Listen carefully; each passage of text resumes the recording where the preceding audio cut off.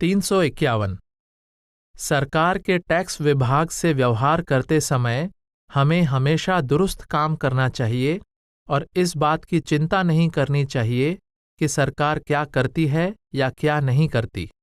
यह एक पुरानी कहावत है कि सीजर का हक सीजर को दो। जहां तक उपहार लेने का सवाल है, हमें दुनिया में रहना है, इसलिए कोई न कोई सीमा तो निश्चित करनी ही होगी। सो अगर आप महसूस करें कि आपके इनकार करने से उनका दिल दुखेगा, तो आप अपने मित्रों से उपहार स्वीकार कर सकते हैं, परंतु उचित अवसर पर उन्हें उसी मूल्य की वस्तु देने की कोशिश करें। शराब से परहेज के पक्ष में ज्यादा तर्क और दलील की जरूरत ही नहीं है। हम सभी जानते हैं कि शराब पीकर लोग किस तरह अक्ल खो देते हैं और इसके नशे में क्या क्या बेवकूफियां, जुर्म और गुनाह कर बैठते हैं। 352। अब आप इस बात पर परेशान न हों कि आप ऐसी पैकिंग करने की कंपनी में नौकरी कर चुके हैं जहां सुअर मारने पड़ते थे। भविष्य की ओर दृष्टि रखें और अपना भजन सिमरन नियम पूर्वक करें, जिससे यह सब पाप धुल जाएंगे। 353। आप नाम लें या न लें, यह पूर्णतया आपकी इच्छा और निर्णय की बात है। मैं तो यही कहूंगा कि मनुष्य को पूरी खोज के बाद और यह तसल्ली होने पर कि यही सच्चा मार्ग है, नाम लेना चाहिए और निर्णय कर लेने के बाद मन को डांवाडोल नहीं होने देना चाहिए। 354। जब कोई जीव पूरी गंभीरता और लगन के साथ रूहानी सत्य की खोज शुरू करता है, तो काल उसे कई प्रकार से गुमराह करने की कोशिश करता है। कृपया इससे सावधान रहें। 355। मैं अच्छी तरह से समझ सकता हूं कि आपको अपनी मां से कितना गहरा प्रेम था।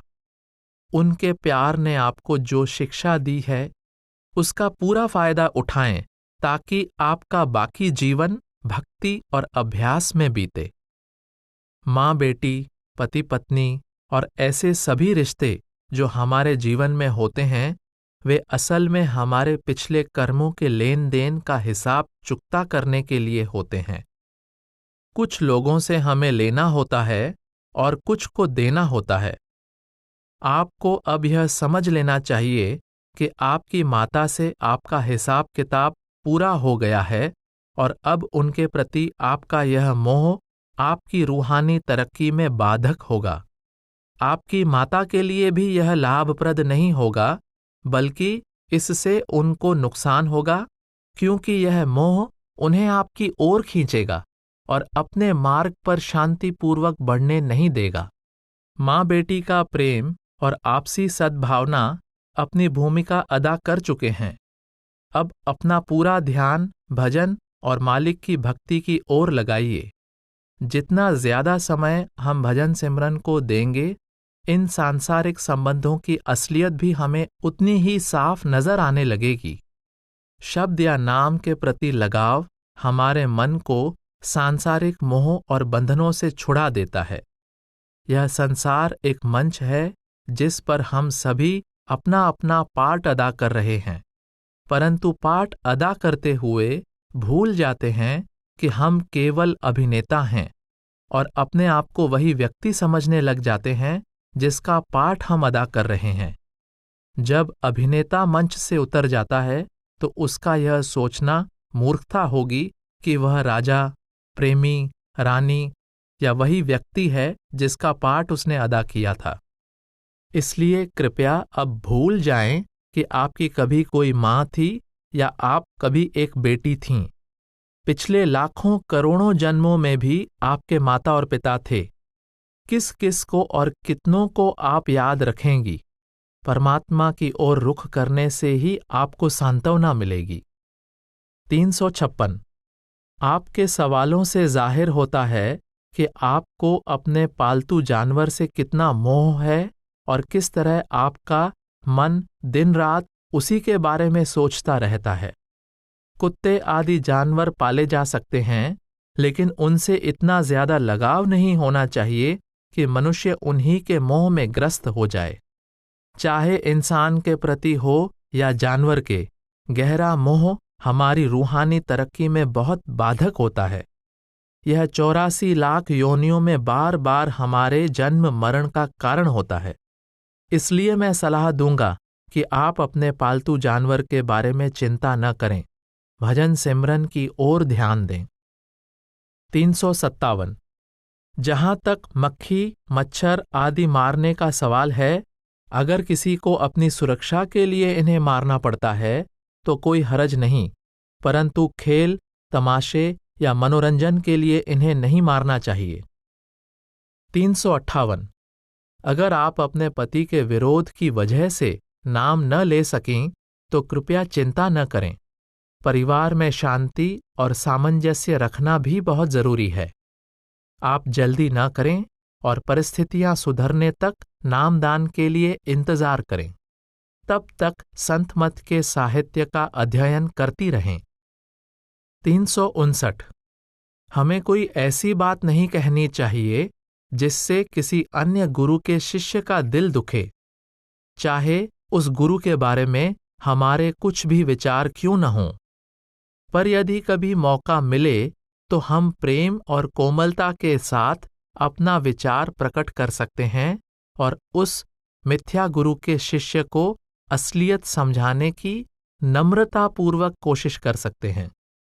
उस शिष्य को अपने सत्संगों में आने का प्रोत्साहन दें, परंतु कृपया कभी किसी का दिल न दुखाएं। सच्चाई धीरे धीरे अपने आप प्रकट हो जाती है। 360। आपके मित्र ने पूछा है कि सतगुरु परमात्मा का स्थान कैसे ले सकते हैं। आप उनसे कहें कि वह संत मत के साहित्य और बाइबल को ध्यान से पढ़ें।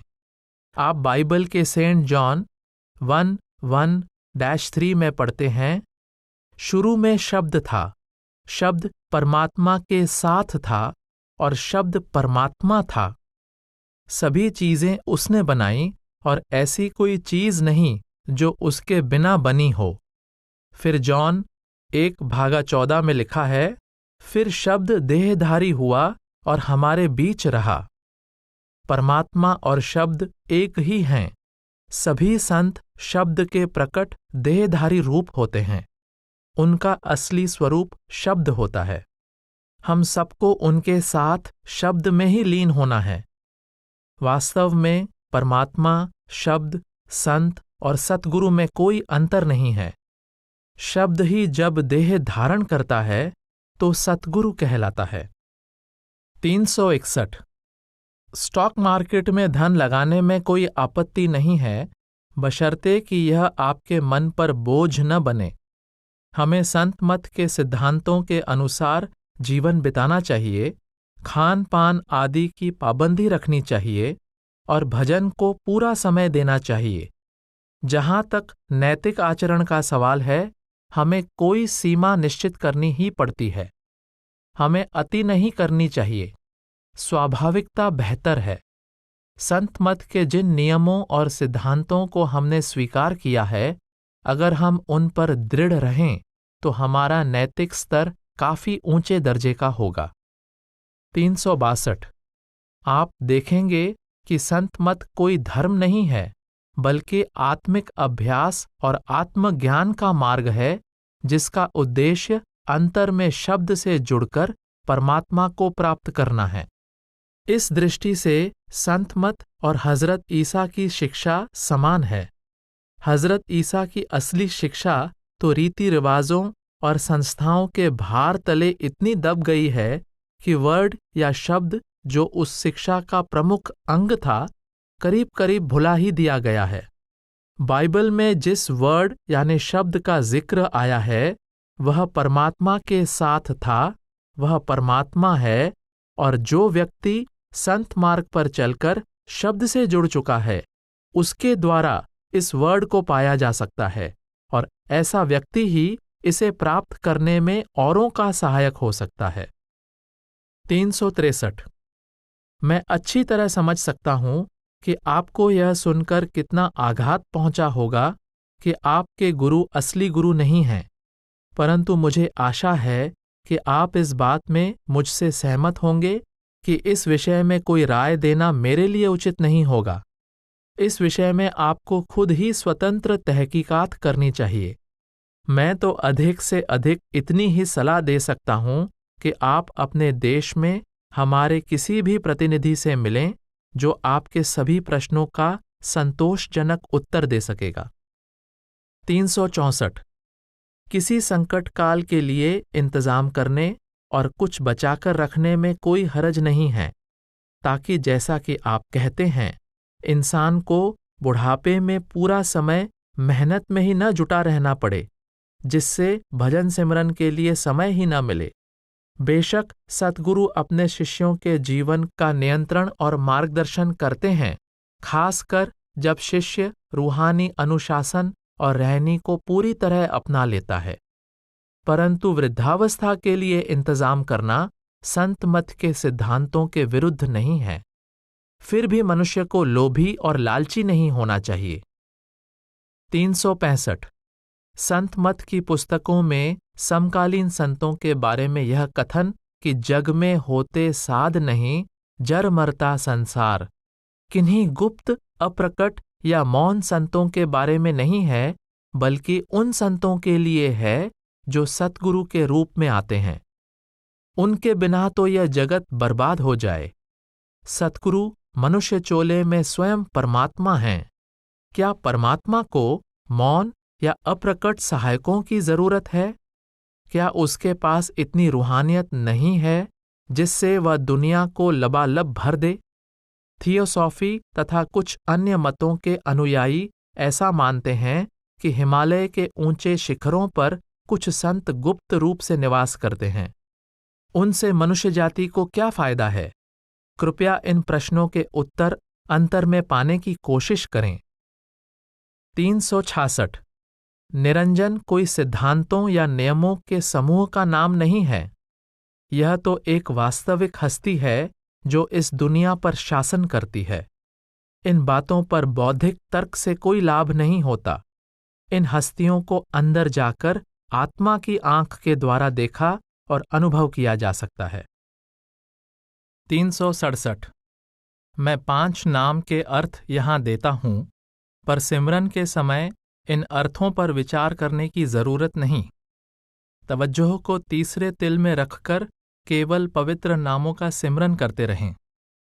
इस स्थूल जगत में माया या परमात्मा की शक्ति क्रियाशील प्रकृति के रूप में काम कर रही है और हम उसकी माया के प्रकट रूप अर्थात सृष्टि को ही देख सकते हैं। पहली मंजिल में हम परमात्मा और उसकी माया दोनों को देखते हैं। सृष्टि या माया को ज्योति के रूप में और निरंजन को त्रिलोकी के स्वामी के रूप में। त्रिकुटी में माया निष्क्रिय हो जाती है, सिर्फ परमात्मा की हस्ती रहती है। 10वें द्वार में मालिक अकेला और सृष्टि से बिल्कुल अलग लगता है। भंवर गुफा में आत्मा अनुभव करती है कि वह और परमात्मा एक ही हैं और वह मैं वही हूं पुकार उठती है। सतनाम का मतलब है अमर और अविनाशी जो सबका स्वामी है। 368 आप जिस भी गिरजाघर में चाहें जा सकते हैं और जिस संस्था में चाहें शामिल हो सकते हैं, लेकिन भजन सिमरन करना हमेशा याद रखें और संत मत के चारों मुख्य सिद्धांतों को कभी न छोड़ें। सतगुरु सदा आपके अंग संग हैं। 369 आप किसी भी धर्म ग्रंथ को चुन लें। इन सभी धर्म पुस्तकों का उद्देश्य हमारी तवज्जो को शब्द योग की ओर ले जाना है। धर्म पुस्तकों में आस्था रखने या सिर्फ उन्हें पढ़ने से काम नहीं चलता। जो शिक्षा वे देती हैं उस पर अमल करना चाहिए। सो अब अपने मन को दुनिया की सब बातों से निकालें और उसे पूरी एकाग्रता के साथ भजन में लगा दें। सुख और मन की शांति भजन सिमरन से ही आती है। 370 नाम लेने से पहले आपके पास जो शराब थी, आप उसे बेच सकते हैं या अपने मित्रों को दे सकते हैं, अथवा जिस तरह भी चाहें उससे छुटकारा पा सकते हैं। 371 यह धारणा सही नहीं है कि अगर कोई व्यक्ति किसी की मदद करता है तो वह उसके अच्छे या बुरे कर्म अपने ऊपर ले लेता है। यह तो हमेशा अच्छा है और परमात्मा को भाता है कि जिसे हमारी मदद की जरूरत हो हम उसकी मदद करें, परंतु ऐसे सभी कार्य निष्काम भाव से बिना फल की आशा के किए जाने चाहिए। 372 अपने विवाह पर मेरी बधाई और शुभकामनाएं स्वीकार करें। अगर पति पत्नी दोनों एक ही मार्ग पर चल रहे हों तो परिवार में शांति रहती है। इस शुभ अवसर पर मैं आपको 2 सुझाव देना चाहूंगा। पहला तो यह कि आपने परमात्मा को साक्षी रखकर प्रेम, प्यार और वफादारी के साथ जीवन बिताने का वादा किया है। इस वादे को कभी न भूलें। हर मनुष्य के जीवन में उतार चढ़ाव आते ही हैं। यह दृढ़ निश्चय कर लें कि आप इनका एक साथ रहकर सामना करेंगे और कभी एक दूसरे का साथ नहीं छोड़ेंगे। दूसरे, उस परमात्मा को कभी न भूलें जिसने आप दोनों का मिलन कराया है। परमात्मा करे कि आपके दिलों में उसका प्यार और उसे पाने की लगन हमेशा बढ़े। 373 मुझे यह जानकर खुशी हुई कि आपके यहाँ के सत्संगियों ने आपको स्थानीय सत्संग केंद्र का प्रेसिडेंट चुन लिया है। आप पहले ही उनकी हर तरह मदद करते रहे हैं। सत्संग को प्रेम और प्यार के साथ चलाएं और एक दूसरे के अंदर भजन का शौक और उत्साह पैदा करें। सत्संगों में केवल संत मत की शिक्षा, सतगुरु के प्रेम और परमात्मा की भक्ति की चर्चा होनी चाहिए। अगर किसी सत्संगी या खोजी के मन में कुछ प्रश्न या संदेह उठें तो बड़े प्रेम से उन्हें समझाना चाहिए। सत्संगियों का आपस में हमेशा बहन भाइयों जैसा प्यार होना चाहिए। यदि और किसी मार्गदर्शन की आवश्यकता हो तो अपने समीप के प्रतिनिधि से प्राप्त करें, जिसे डेरे में सत्संग संबंधी गतिविधियों की हमेशा पूरी जानकारी रहती है। 374 संत मत में प्रार्थना करने की मनाही नहीं है। प्रार्थना से तो नम्रता और दीनता पैदा होती है।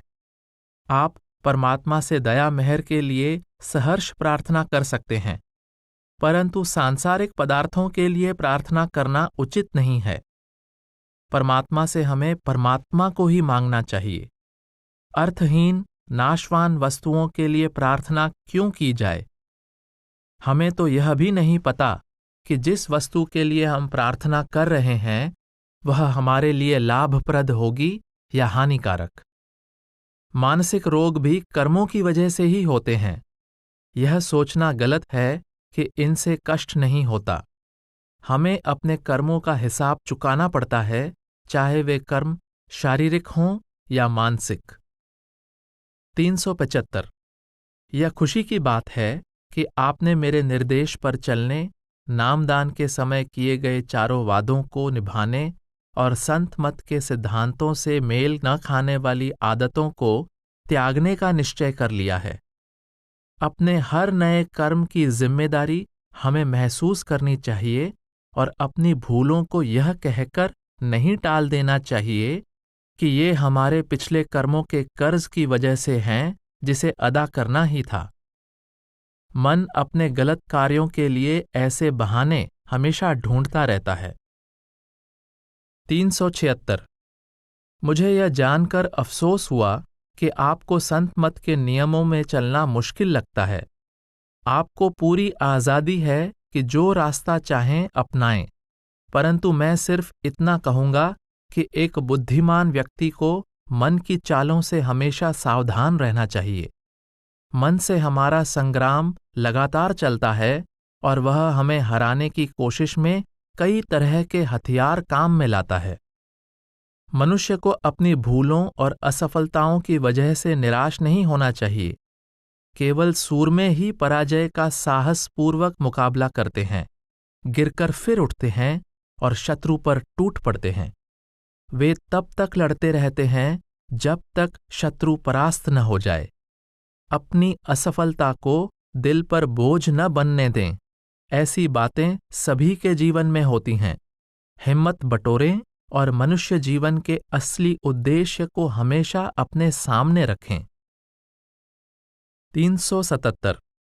आपके पूरे पत्र में जो स्पष्टवादिता है उसकी मैं सराहना करता हूं, परंतु मुझे यह जानकर दुख भी हुआ कि एक सत्संगी वासना का शिकार हो गया है और संत मत के उसूलों तथा अपने वादों को भूल गया है।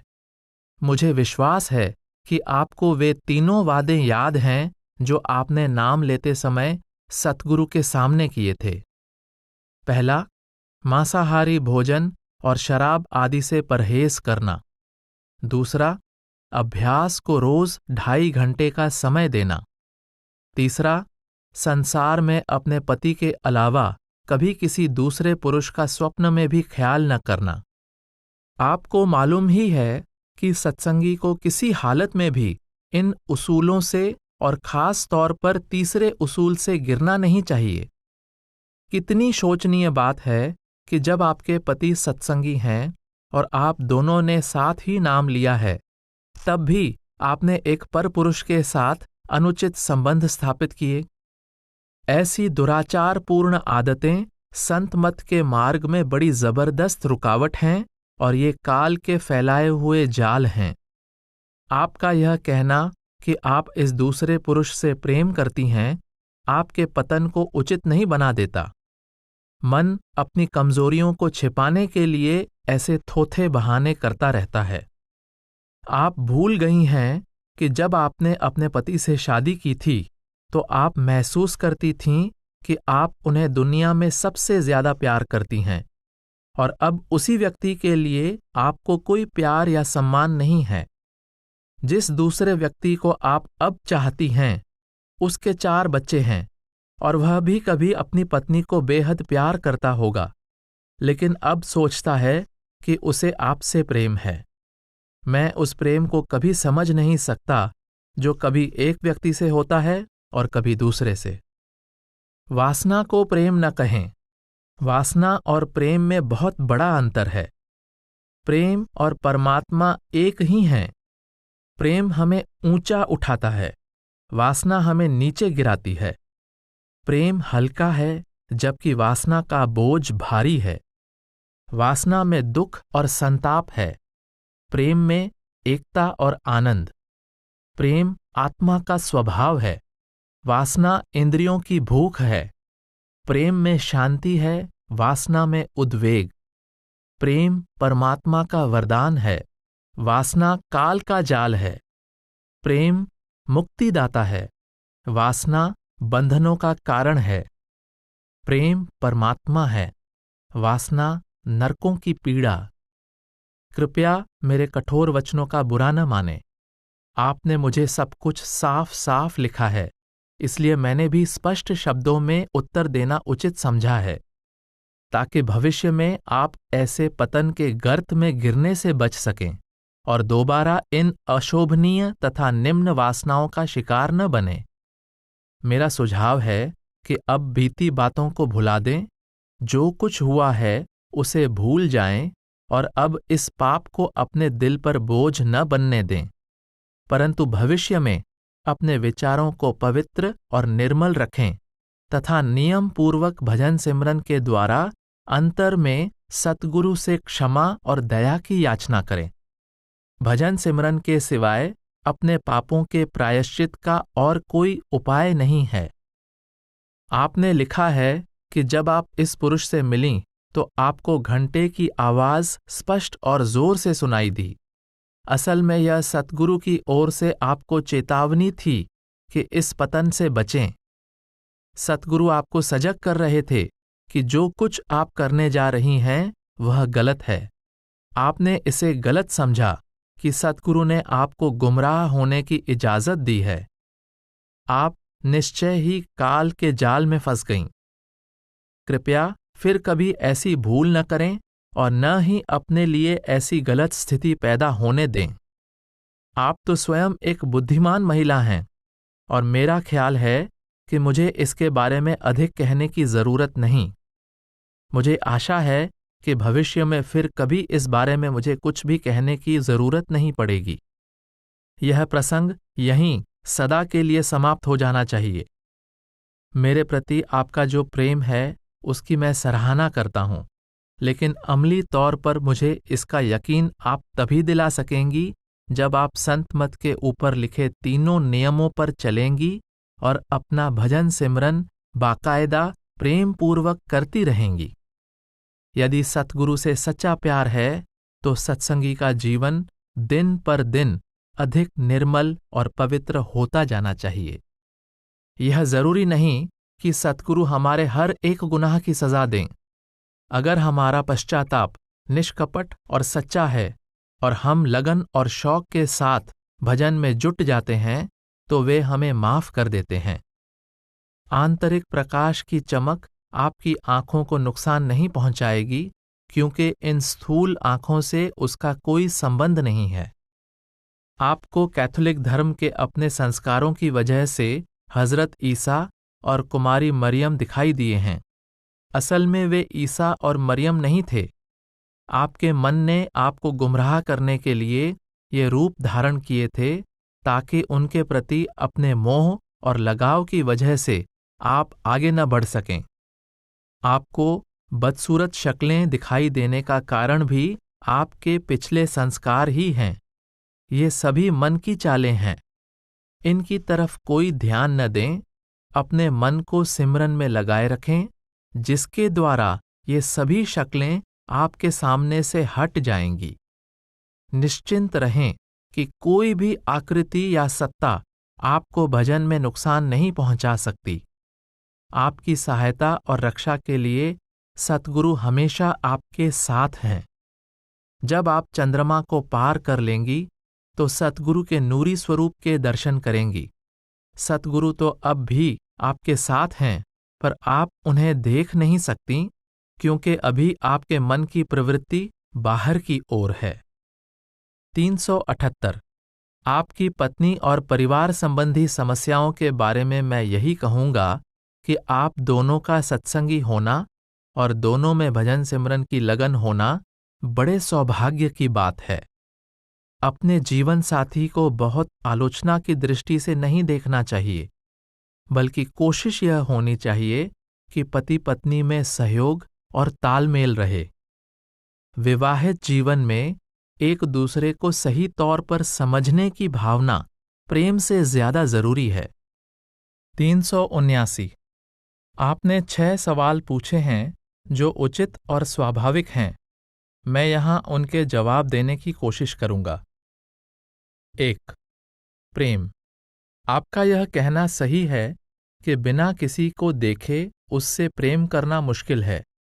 हमारा मन दुनिया के पदार्थों को देखता है और उनके प्रेम में पूरी तरह डूबा रहता है।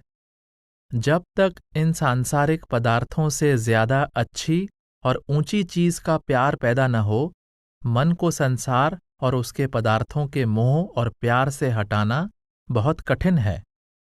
शब्द ही वह अच्छी और ऊंची चीज है, और गुरमुख या सतगुरु देहधारी शब्द होते हैं।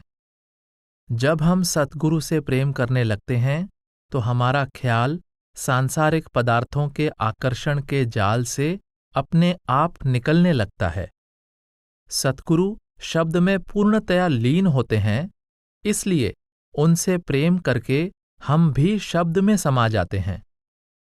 सतगुरु के प्रति प्रेम और विश्वास हमारे ख्याल को शब्द के साथ जोड़ देता है। जितने ज्यादा हम शब्द से जुड़ते हैं, सांसारिक पदार्थों के मोह से हम उतने ही दूर होते जाते हैं। संसार के पदार्थों के मोह को दूर करने का और कोई साधन नहीं है। 2. मन। आपकी यह धारणा सही है कि काम भावना एक कुदरती प्रवृत्ति है और उसको दबाना प्रकृति के विरुद्ध है। यही कारण है कि गुरुमुखों और संतों ने सत्संगियों के लिए गृहस्थ जीवन के महत्व पर जोर दिया है।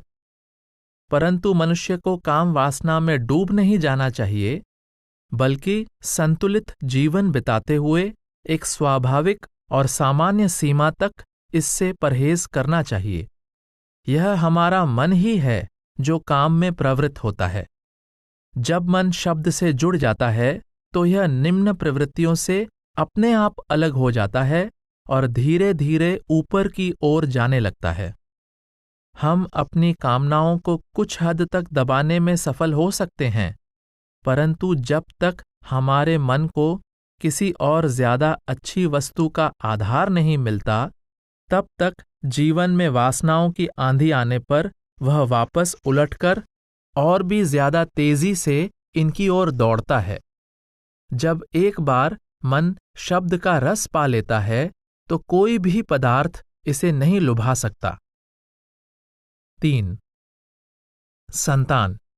सत्संगियों को चाहिए कि अपने बच्चों को शाकाहारी बनाएं और उन्हें घर में धार्मिक शिक्षा दें ताकि वे बुरी संगति से बचें और सही रास्ते पर चल सकें। अगर घर में धार्मिक वातावरण है तो बच्चों की वृत्ति और विचार अपने आप सही दिशा में जाएंगे। 4. मृत्यु। संत मत की दृष्टि से यह जरूरी नहीं कि मृत शरीर का संस्कार किसी खास तरीके से ही किया जाए। सत्संगी अपने समाज के रिवाजों के अनुसार अंतिम संस्कार कर सकता है। इससे आत्मा का कोई वास्ता नहीं है। इस देश में आम तौर पर तथा सत्संगियों में खास तौर पर शव के दाह का रिवाज है। शायद यह ज्यादा आसान और जन स्वास्थ्य के लिए अच्छा है, परंतु यदि आपके देश में दफनाने का रिवाज है तो उसमें कोई हर्ज नहीं है। 5. रूहानियत का विकास। मैं आपकी इस चिंता को अच्छी तरह समझता हूं कि अमेरिका में कोई ऐसा रूहानी केंद्र नहीं है जैसा यहां डेरे में है। मेरे ख्याल से अभी इसके लिए समय नहीं आया है। आपके यहाँ सत्संग अभी शैशवा अवस्था में है और आपका देश बहुत विशाल है। सत्संगी ज्यादा नहीं हैं और वे दूर दूर तक फैले हुए हैं। इसलिए इस तरह के केंद्र के लिए कोई ऐसी जगह चुनना मुश्किल है जो सबके लिए सुविधाजनक हो या जो सबको पसंद आए। हमारा अपना शरीर ही रूहानियत का सर्वोत्तम केंद्र है और हमें इसके अंदर जाकर खोज करनी चाहिए। आपको मालूम है कि सत्संग की मीटिंग अमेरिका में अब कई स्थानों पर की जा रही है। इस समय तो यही काफी है। ये सत्संग एक बहुत उपयोगी कार्य कर रहे हैं। आपके देश में एक कॉरपोरेशन सोल अर्थात सत्संग का केंद्रीय निगम भी बन चुका है और यदि यह चाहे तो रूहानी केंद्र भी खोल सकता है। 6. कर्म सिद्धांत। यह संसार ऐसा ही है जैसा आपने लिखा है। मन हम सबके साथ है, यही हमारा सबसे बड़ा दुश्मन है। इसी की वजह से हम सब इस दुनिया में फंसे हुए हैं। ये सब हमारे ही किए गए कर्मों का नतीजा है और हमें इससे परेशान नहीं होना चाहिए। आपको वह साधन मालूम है जिसके द्वारा मन को निर्मल किया जा सकता है। आपको चाहिए कि भजन सिमरन के द्वारा धीरे धीरे मन का रुख अंदर की ओर मोड़ें और इस प्रकार उसे अपने धाम पहुंचाएं। सभी रुकावटों और मुश्किलों के बावजूद हमें अपने ध्यान को रूहानी अभ्यास में लगाना है और अपने ख्याल को भजन के द्वारा संसार से निकालना है। चिंता नहीं करनी चाहिए। भजन से सब कठिनाइयां हल हो जाती हैं। 380. आप अमेरिका में रहते हुए भी उसी दिन सतगुरु के संपर्क में आ गए जिस दिन आपको नामदान मिला। सतगुरु हमें कभी नहीं छोड़ते, वे शब्द रूप में हमेशा हमारे साथ हैं। 381. अपनी नेक पत्नी को तलाक देकर आपने अपने खुद के जीवन में और साथ ही अपनी पत्नी तथा बच्चे के जीवन में व्यर्थ की उलझनें पैदा कर ली हैं। अब आपने यह सब कुछ अपने सिर मोल ले लिया है तो उसका साहसपूर्वक सामना करें और मालिक से मदद के लिए प्रार्थना करें। काम का एकमात्र इलाज परमात्मा की ओर मुंह मोड़ना है। 382. जब आप जानते हैं कि धूम्रपान एक बुरी और हानिप्रद आदत है तो आपको चाहिए कि इसे छोड़ दें। जब मनुष्य किसी कमजोरी पर सच्चे दिल से विजय पाने की कोशिश करता है तो प्रकृति भी उसकी मदद करती है। सो कृपया कोई चिंता न करें, इस आदत को त्याग दें और परमात्मा से मदद के लिए प्रार्थना करें। 383 किसी मित्र या रिश्तेदार की मदद करना बहुत अच्छा काम है। दया और करुणा परमात्मा की दरगाह में मंजूर होती हैं। दान से मन निर्मल होता है, वह कभी हानिप्रद नहीं होता, परंतु दान निष्काम भाव से करना चाहिए और इस लोक में या परलोक में उसके फल की प्राप्ति की कामना नहीं रखनी चाहिए। यदि दाएं हाथ से दान दिया जाए तो बाएं हाथ तक को पता नहीं चलना चाहिए। आप सहर्ष अपने मित्र की जो चाहे मदद कर सकते हैं, परंतु मन में अहंकार नहीं आना चाहिए। 384 भोजन शुरू करने से पहले छोटी सी प्रार्थना करना अच्छी आदत है। इसमें संकोच की क्या बात है? भोजन के समय के हमारे मनोभावना का हम पर असर पड़ता है। यदि भोजन करते समय हमारा मन परेशान हो तो बदहज़मी हो जाती है। प्रार्थना से हमारा ख्याल सांसारिक बातों से हटता है और मन में शांति और सौम्यता आ जाती है, जिससे हाजमा अच्छा होता है। और फिर हम हर कदम पर उस मालिक को धन्यवाद क्यों न दें जो हमारी इतनी देखभाल करता है। 385 आपको अपने तलाकशुदा पति से अपने तथा अपने बच्चे के गुजारे के लिए खर्च प्राप्त करने का अधिकार है। इसमें यह न सोचें कि आप कुछ गलत कार्य कर रही हैं। कानून और नैतिकता दोनों इसकी इजाजत देते हैं। यह आपके भूतपूर्व पति का कर्तव्य है कि आपके और बच्चों के गुजारे का इंतजाम करे। 386 क्रोध एक हानिकारक वृत्ति है। क्रोध से हम बिना कारण ही अपने आप को और दूसरों को परेशान करते हैं। ऐसे अवसरों पर पूरी तवज्जो के साथ मन को सिमरन में लगाएं। सिमरन के द्वारा आप धीरे धीरे इस कमजोरी पर विजय पा सकेंगे।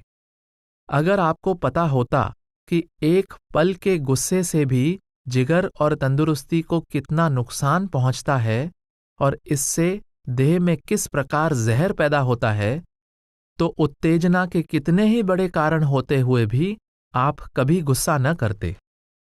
387 नाम लेने के बाद अपने जीवन साथी और बच्चों के साथ हमारे संबंध में कोई परिवर्तन नहीं होना चाहिए। सत्संगी को चाहिए कि कर्तव्य की भावना के साथ उनकी देखभाल, सेवा और संभाल करे तथा साथ ही परमात्मा के प्रति अपना कर्तव्य भी निभाए। कृपया प्रतिदिन कुछ समय संत मत के साहित्य का अध्ययन करें। 388 सिमरन का उद्देश्य मन को एकाग्र करना है। हमारा ध्येय तो मन को बाहर से मोड़कर अंतर में शब्द के साथ जोड़ना है।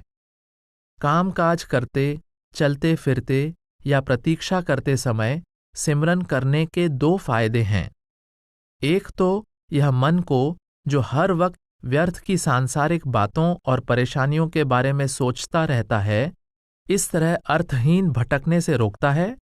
दूसरे, जब हम भजन में बैठते हैं तो हमारा ध्यान आसानी से एकाग्र हो जाता है और शब्द जल्दी सुनाई देता है। नहीं तो यह मन जो 20 घंटे या उससे भी ज्यादा समय, यहां तक कि स्वप्न में भी दुनिया का सिमरन करता रहता है, 2-3 घंटे के अभ्यास के दौरान एकाग्र नहीं हो सकता।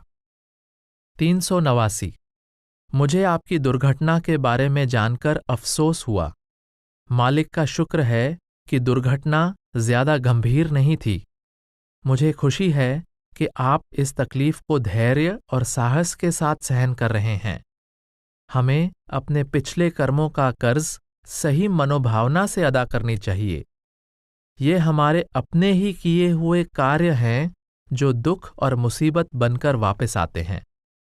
जिस प्रकार एक अमीर आदमी किसी गरीब का छोटा सा ऋण आसानी से चुका सकता है और उसके लेनदार की डिग्री की रकम देकर उस गरीब को जेल जाने से बचा सकता है, उसी प्रकार संत अपने सत्संगियों के दुख और कष्ट अपने ऊपर ले सकते हैं और लेते हैं। हजरत ईसा ने अपने शिष्यों के कर्म अपने ऊपर लिए, लेकिन केवल उन्हीं शिष्यों के कर्मों को लिया जो उनके जीवन काल में उनके संपर्क में आए और जिन्होंने उनकी शिक्षा पर अमल किया। केवल हमारे वक्त के देहधारी सतगुरु ही हमारी मदद कर सकते हैं। 390। रोज 24 घंटे बिना किसी कामकाज के आपके बेकार रहने में मुझे कोई फायदा दिखाई नहीं देता। अगर कोई अभ्यास को ज्यादा समय भी देना चाहे तब भी काफी समय बच जाता है जिसे अपनी रोजी कमाने में लगाया जा सकता है। 391। मैं शुरू में ही आपको बता देना चाहता हूं कि हमारी बुद्धि या तर्क शक्ति स्थूल जगत या संसार से संबंधित मामलों में सही निर्णय करने में हमारी मदद करती है, यद्यपि इस क्षेत्र में भी कई बार बड़ी गलतियां कर जाती है। आध्यात्मिक समस्याओं में भी यह हमारी थोड़ी बहुत मदद करती है, परंतु केवल एक सीमा तक ही। अगर हम हर बात को केवल तर्क से ही समझने की कोशिश करें तो शायद हम परमात्मा के अस्तित्व में भी विश्वास न कर सकें। तर्क का दायरा सीमित है। यह हमारे लंबे सफर में बहुत दूर तक साथ नहीं देता।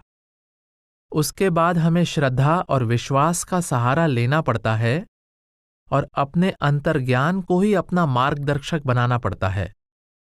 कुछ चीजें ऐसी हैं जिन्हें आंतरिक आंख से देखकर ही समझा जा सकता है। बाल की खाल निकालने से कभी किसी का कोई फायदा नहीं हुआ। पुनर्जन्म या आवागमन पर आपके ऐतराज के बारे में मैं यही कहूंगा कि कुदरत के कानून बड़े कठोर और निर्मम हैं। जो इंसान जानवरों जैसे काम करता है उससे मनुष्य चोला फौरन वापस ले लिया जाता है और उसके बदले वैसी ही प्रवृत्ति वाले जानवर का जामा दे दिया जाता है ताकि वह अपने उन पाश्विक वृत्तियों को संतुष्ट कर सके जिनके वश उसने मनुष्य चोले में वैसा आचरण किया था। मान लें कि कोई मनुष्य बहुत ही अत्याचारी है, निर्दयी हत्यारा है, पशु पक्षियों का शिकार करता है और मांसाहार का शौकीन है, तो संभव है कि प्रकृति उसे हिंसक पशु के चोले में भेज दे ताकि उसमें वह अपनी हिंसक वृत्तियों को पूरी तरह से संतुष्ट कर ले। कुदरत हमेशा हमारी इच्छाएं पूरी करने का प्रबंध कर देती है। अगर मृत्यु के समय किसी स्त्री के दिल में मां बनने की तीव्र इच्छा है तो कुदरत उसे अगले जन्म में इस इच्छा को पूरा करने का इंतजाम करेगी। हर जन्म में, यहां तक निचले जन्मों में भी, हमारे जो अनुभव होते हैं वे हमारी आत्मा पर अंकित हो जाते हैं। संत समझाते हैं कि रूहानी बातों के बारे में तर्क वितर्क करने के बजाय हमें अपनी आंतरिक आंख से हकीकत को देखने की कोशिश करनी चाहिए। वे हमें उस आंख को खोलने की युक्ति सिखाते हैं। यह जरूरी नहीं कि इस मार्ग पर चलने से पहले आप आवागमन के सिद्धांत में या किसी और सिद्धांत में विश्वास करें। आप एक वैज्ञानिक की तरह निष्पक्ष मन से इस विषय का अध्ययन करें और अपने शरीर की प्रयोगशाला में खोज करें। किसी बात को सिर्फ तर्क के आधार के द्वारा समझने की कोशिश में मनुष्य गुमराह हो सकता है और कभी-कभी गलत नतीजे पर भी पहुंच सकता है, पर जब वह अपनी आंतरिक आंख से हकीकत को देखता है तो कभी ऐसा नहीं होता। कृपया संत मत का उपलब्ध साहित्य पढ़ें। पुनर्जन्म और आवागमन का सिद्धांत बिल्कुल सही है। जरा इसे समझने की कोशिश करें। 392। अगर हम शाकाहार की पाबंदी के बारे में अपने मन को जरा सी भी ढील दे देते हैं तो यह धीरे धीरे सब नियम तोड़ देता है और अपनी कमजोरियों को सही साबित करने की कोशिश करता है। इसलिए इस विषय में बहुत सावधानी और दृढ़ता से काम लें।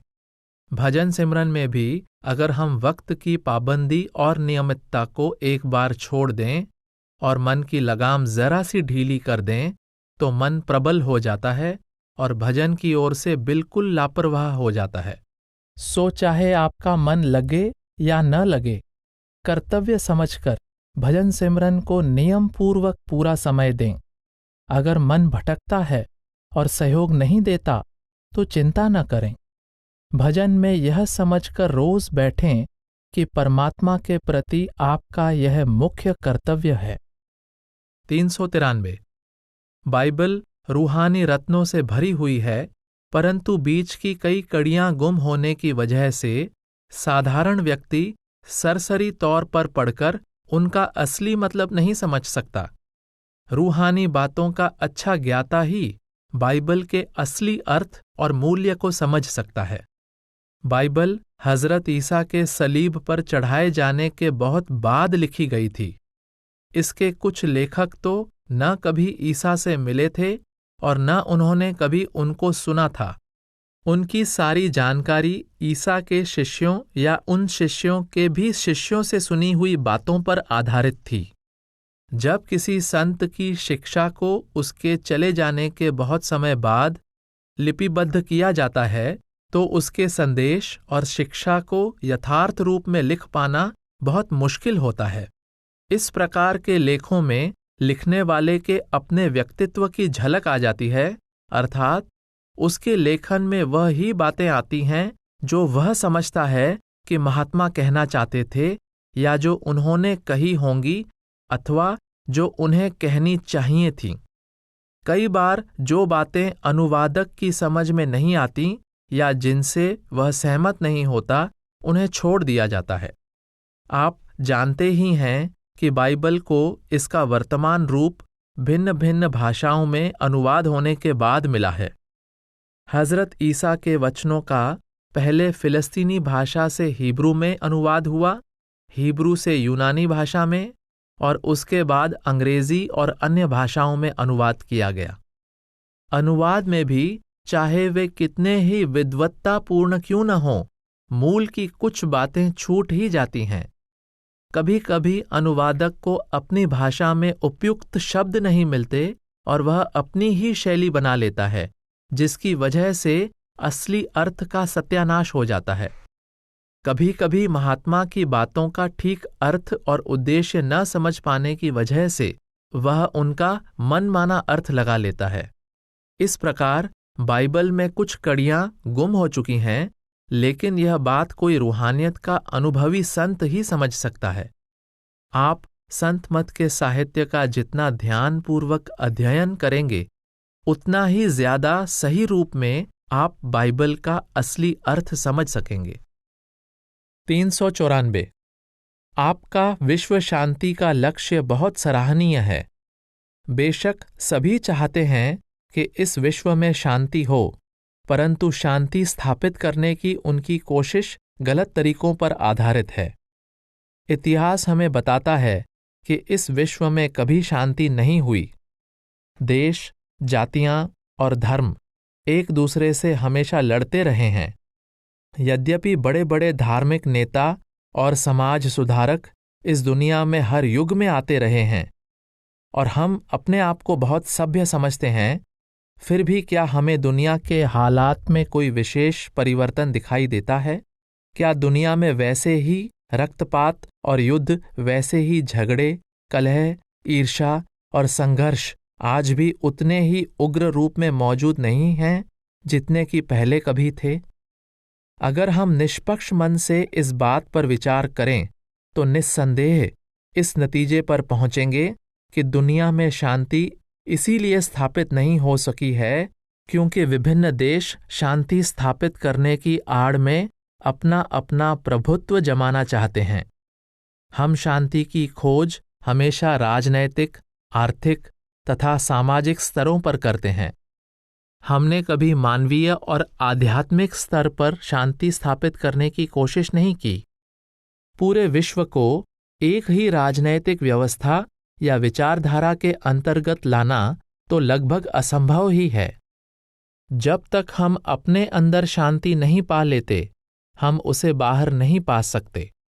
जब परमात्मा ने हमें सब कुछ दे भी रखा हो, तब भी हम हमेशा अशांत ही रहते हैं।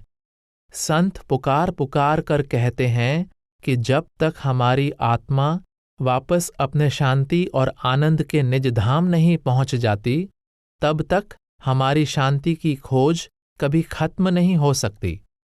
सच्ची शांति बाहर कहीं नहीं मिल सकती। इस संसार में हमें अपने कर्मों के अनुसार सुख और दुख भुगतने पड़ते हैं। असल में इस दुनिया की बुनियाद ही अच्छे और बुरे कर्मों पर है। जिसके पुण्य या अच्छे कर्म ज्यादा हैं वह कुछ ज्यादा सुखी है, और जिसके पाप या बुरे कर्म ज्यादा हैं उसे इस दुनिया में ज्यादा दुख का सामना करना पड़ता है। सो जब तक जीव इस स्थूल शरीर में है तब तक उसके लिए सुख और दुख दोनों बने ही रहेंगे। अगर हमारे सभी कर्म अच्छे होते, केवल पुण्य ही होते, तो हम किसी स्वर्ग या बैकुंठ का आनंद ले रहे होते। अगर हमारा खाता पाप कर्मों से बिल्कुल काला होता तो हम किसी नरक में पड़े यातनाएं भुगत रहे होते। पाप और पुण्य का मिश्रण अर्थात अच्छे और बुरे कर्मों का मेल ही हमें इस दुनिया में लाता है। इसीलिए हम देखते हैं कि इस संसार में कभी भी पूर्ण शांति नहीं हुई और न कभी होगी। इस संसार की समस्याओं को हल करके शांति प्राप्त करने की हमारी कोशिशों का अंत हमेशा विफलता में होता है। किंतु हम अपने मन को इतना ऊंचा जरूर उठा सकते हैं कि उस पर संसार की समस्याओं का कोई असर न हो। अगर हम अपने रास्ते के सभी कांटे, जो हमारे ही पिछले कर्मों के फल या परिणाम हैं, बीनना चाहें तो कभी कामयाब नहीं होंगे। पर यदि हम भजन सिमरन रूपी मजबूत जूते पैरों में डाल लें तो हम इन कांटों पर चल सकेंगे और हम पर इनका कोई असर नहीं होगा। संत इस संसार में हमारे जीवन की परिस्थितियों को सुधारने के लिए नहीं आते, बल्कि वे हमें इस काल कोठरी से मुक्त करने के लिए आते हैं, जिसमें हम कर्मों की सुख दुख की भारी हथकड़ियों और बेड़ियों में बंधे पड़े हैं। वे तो हमें वापस अपने निज धाम ले जाते हैं, जहां अमर शांति का राज है। हजरत ईसा ने बाइबल में फरमाया है, तुम्हारा ख्याल है कि मैं धरती पर शांति कायम करने आया हूं। मैं कहता हूं नहीं, मैं तो बल्कि अलग करने आया हूं। यह मत सोचो कि मैं दुनिया में शांति देने आया हूं। मैं शांति देने नहीं बल्कि तलवार लेकर आया हूं, क्योंकि मैं तो आया हूं बेटे को बाप से विमुख करने, बेटी को माँ से और बहू को सास से अलग करने। जब हम संतों की शिक्षा पर अमल करते हैं और अपनी तवज्जो को आंखों के केंद्र से नीचे इंद्रियों के भोगों की ओर नहीं गिरने देते, बल्कि उसे वर्ड अथवा अंतर में ही हो रही शब्द की दिव्य धुन से जोड़ देते हैं, तो हमारा मन दुनिया और इसके पदार्थों की ओर से अपने आप विमुख हो जाता है। तब हम अपने अंदर शांति का अनुभव करते हैं। जब हम खुद अंतर में शांत और प्रसन्न होते हैं तो हम अपने चारों ओर शांति फैलाते हैं और आसपास का वातावरण भी शांत हो जाता है। पहली बात तो यह है कि संसार के राजनीतिज्ञ उस रूहानियत में विश्वास ही नहीं करते जो धर्मों का आधार है, और यदि वे किसी धर्म को अपनाते भी हैं तो उसका उपयोग अपने राजनीतिक स्वार्थ की पूर्ति के लिए लोगों को बहकाने में करते हैं। सो आप देखेंगे कि जो लोग विश्व शांति का इतना ढिंढोरा पीट रहे हैं, वे ही असल में शांति के लिए खतरनाक हैं। क्या यह निरी विडंबना और निपट नादानी नहीं है? स्थायी शांति हमें केवल अपने अंतर में ही मिल सकती है। अगर हम इस दिशा में कुछ खोज करने की कोशिश करें तो संभव है कि अपने शांति के लक्ष्य में थोड़ी बहुत सफलता पा सकें। 395। मुझे यह जानकर बहुत खुशी हुई कि आप नियमित रूप से हर हफ्ते अपने घर पर सत्संग करते हैं। सत्संग की मीटिंग में भजन करना न तो संभव है और न ही उचित। इन सत्संगों में गैर सत्संगी भी आते हैं और फिर हमें एक दूसरे की उपस्थिति का एहसास बना रहता है, जिससे एकाग्रता प्राप्त करने में मुश्किल हो जाती है। आपके सत्संग संबंधी कार्य बहुत अच्छे हैं और लोग ऐसे सत्संगों से काफी लाभ भी प्राप्त करते हैं।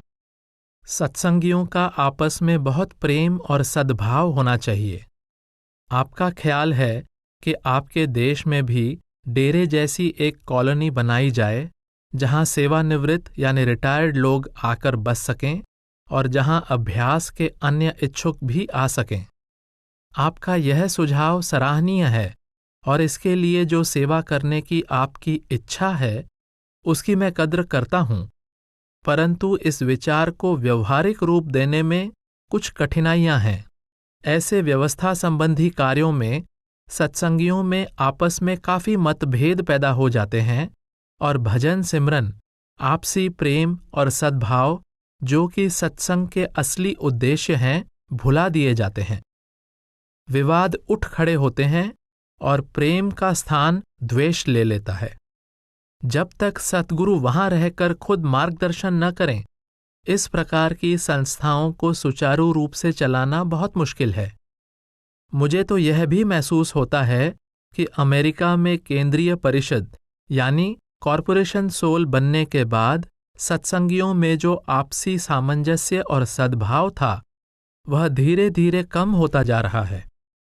अभी तो आप इस प्रकार की किसी भी योजना के विचार को स्थगित कर दें और सत्संग बराबर चालू रखें। 396 जो भी इलाज आपको माफिक आए, कराएं। स्वास्थ्य बहुत जरूरी चीज है, क्योंकि इसके बिना भजन अगर असंभव नहीं तो कम से कम मुश्किल तो हो ही जाता है। अत्यधिक श्रम न करें, लेकिन सिमरन ज्यादातर करते रहें। इससे आपकी अकेलेपन की भावना भी दूर होगी, क्योंकि आपको महसूस होगा कि सतगुरु आपके साथ हैं। सिमरन और शब्द के अभ्यास से ही यह एहसास पैदा होता है। असल में हम सभी अकेले हैं, पर हमें इस बात का पता नहीं। जैसे जैसे वक्त गुजरता जाता है, हम महसूस करने लगते हैं कि हम अकेले हैं और कोई भी हमारा अपना नहीं है। पर जो लोग इस मार्ग पर चलते हैं और लगन पूर्वक भजन सिमरन करते हैं, उन्हें हमेशा तसल्ली रहती है कि सतगुरु उनके सच्चे मित्र हैं और सदा उनके साथ हैं। 397 ये 5 विकार यानी काम, क्रोध, लोभ, मोह और अहंकार हमारी 10 इंद्रियों के जरिए काम करते हैं। इनमें 5 ज्ञानेंद्रियां और 5 कर्मेंद्रियां हैं। जब हमारा मन आंखों के पीछे अपने केंद्र से नीचे गिरता है, तो वह इंद्रियों के जरिए काम करना शुरू कर देता है और इन 5 विकारों का शिकार हो जाता है। अगर हम अपनी तवज्जो को एकाग्र करके आंखों के केंद्र पर स्थिर रखेंगे, तो मन अपने आप इंद्रियों के स्तर पर काम करना बंद कर देगा। परंतु वह तीसरे तिल पर तभी स्थिर रहेगा जब वहां उसे इंद्रियों के भोगों से ज्यादा दिलचस्प वस्तु मिलेगी, और वह है शब्द की मधुरता, जो वहां अपनी पूरी शोभा के साथ गूंज रहा है। शब्द को सुनने से मन का रुख अंतर में ऊपर की ओर हो जाता है, और जब मन की तवज्जो आंखों से नीचे नहीं गिरती, तो वह इंद्रियों के भोगों का शिकार कैसे हो सकता है। 398 लोगों की संगति से आपके मन की शांति क्यों भंग होनी चाहिए।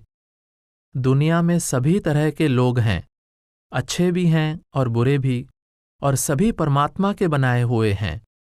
हमेशा उनकी अच्छाइयों को ही देखने की कोशिश करें। कभी किसी बात पर क्रोध न करें। यदि आपको कोई व्यक्ति अच्छा नहीं लगता, तो उसके कार्यों पर नाराज होने के बजाय आप उसकी संगति से बचने की कोशिश कर सकते हैं। जितना ज्यादा भजन सिमरन आप करेंगे, उतना ही आप सबके साथ शांति से रह सकेंगे। परमात्मा की दया मेहर भी भजन से ही आती है। 399 मुझे खुशी है कि आप कभी कभी आत्मनिरीक्षण करते हैं और अपने आप को परखने की कोशिश करते हैं। यह अच्छी आदत है। अपने अवगुणों को जानना उन्हें दूर करने की ओर पहला कदम है। जब हम किसी अंधेरे कमरे में प्रवेश करते हैं जो कई दिनों से बंद रहा हो, तो हमें उसमें धूल दिखाई नहीं देती, परंतु जब हम उसमें प्रकाश की किरण आने देते हैं, तो हमारी आंखों के सामने धूल और कचरा स्पष्ट प्रकट हो जाता है। धूल तो वहां पहले ही मौजूद थी। प्रकाश की किरण ने तो हमें उसे देखने में केवल मदद की। इसी तरह अंतर में ज्ञान का प्रकाश होने पर हमें मालूम पड़ता है कि हमारे अंदर कितने अवगुण भरे हुए हैं। यह भावना भक्ति और नम्रता पैदा करने के लिए बहुत आवश्यक है। 400। आपके प्रश्न का उत्तर यह है कि असल में तो शब्द के द्वारा सभी कर्म नष्ट हो जाते हैं। सत्संगी जीव अपने बहुत से कर्मों को या तो भजन सिमरन के द्वारा या प्रेम तथा सेवा के द्वारा नष्ट कर देते हैं। यदि कुछ कर्म बाकी रह जाते हैं तो आत्मा के त्रिकुटी में पहुंचने पर वे शब्द के प्रभाव से नष्ट हो जाते हैं। सारे कर्मों के इस प्रकार नष्ट हो जाने पर ही शिष्य की आत्मा त्रिकुटी से आगे जा सकती है। इससे कोई फर्क नहीं पड़ता कि जिस व्यक्ति के प्रति अन्याय किया गया है उसका दोबारा जन्म होगा या नहीं। अन्याय करने वाला सत्संगी कई तरह से अपने इस कर्म का भुगतान करता है और इस प्रकार निर्मल होकर सतगुरु के मार्गदर्शन में आगे प्रगति करता है।